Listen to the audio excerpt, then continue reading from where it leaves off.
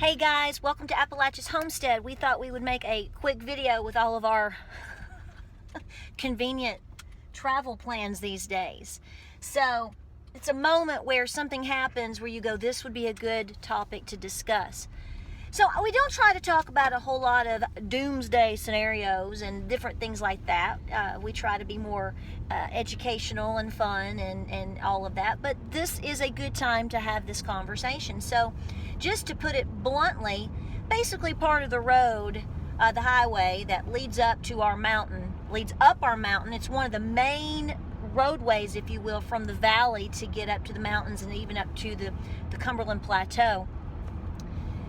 Basically pretty much washed away yesterday, at least a good portion of it. We actually saw it. We went down, they had a lot of roadblocks. They had it down to one lane, and then it continued to crumble, so they pretty much had to close the road. The problem with that, if you saw it, there's not really there's nothing on one side. So they're gonna have to rebuild this, build it up. You often have a lot of trouble with roads like this, especially in the mountainous areas.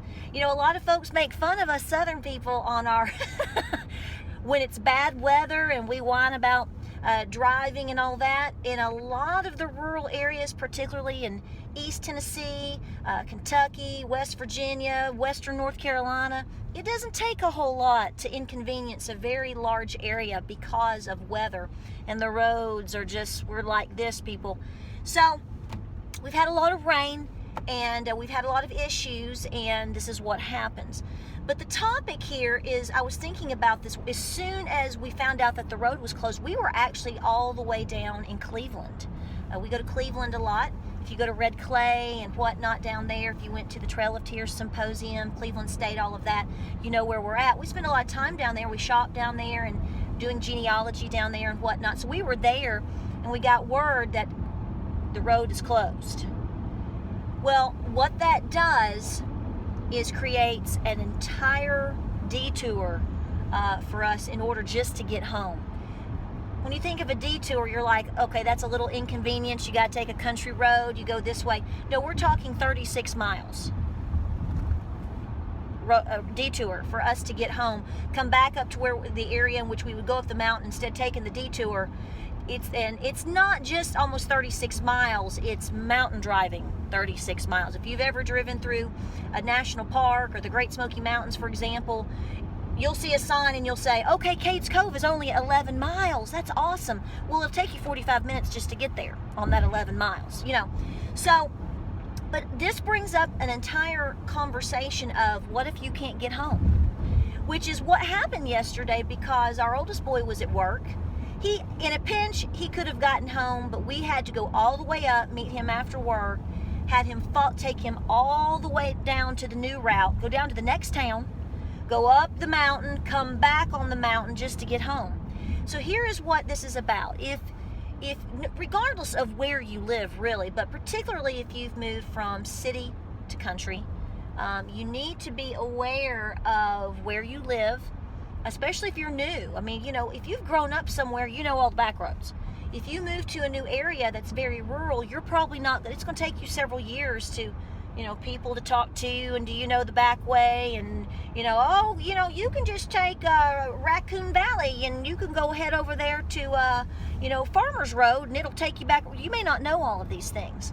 So it's important that you know how to get back home in a non-crisis situation, which means talking to your neighbors if possible.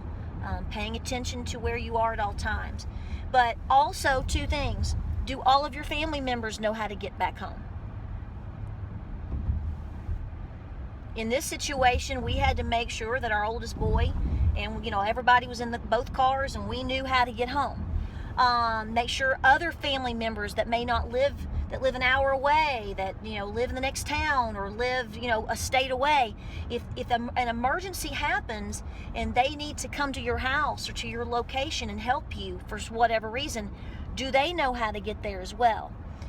In addition to that, do you have supplies in your car? Now, in this scenario, you know, it's more of an inconvenience. Like right now, we've had to drive way north to another town so we can hit the interstate to go all the way back, way down past where we live, to head way down to Knoxville. That's what we're doing right now. So for a couple of weeks or for several months, we've hit a really big inconvenience. That's not threatening.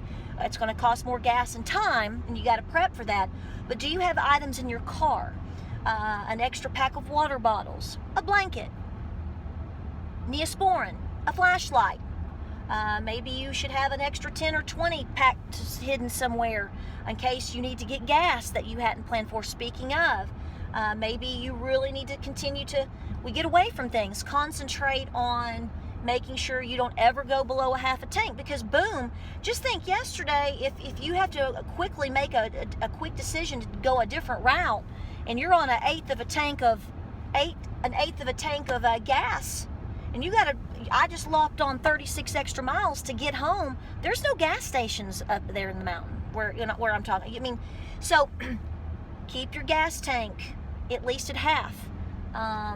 You know, and a lot of these things aren't perfect all of the time. Do you have medication for certain things in case you know, think of the things that if you are inconvenienced for a couple of hours at a minimum, some things that are in your vehicle that, you know, some water bottles, some peppermints, you know, a granola bar, a blanket, an extra book for your kid to read, whatever, a little carry-all to make sure that everybody is sane and healthy and safe so that you can make it back home.